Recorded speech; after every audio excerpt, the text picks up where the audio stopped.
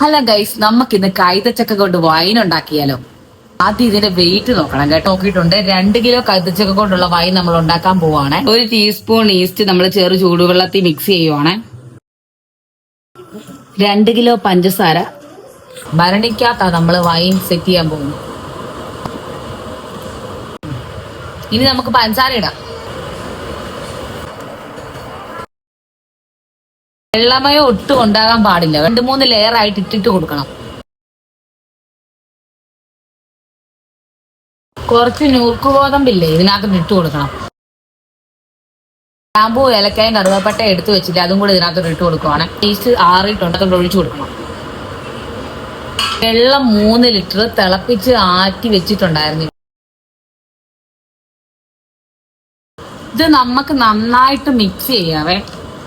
അടപ്പെടുത്തത് നന്നായിട്ട് മൂടി വെക്കുക. 15 ദിവസമാണ് ഞങ്ങൾ ചെയ്യാനിരിക്കുന്നത്.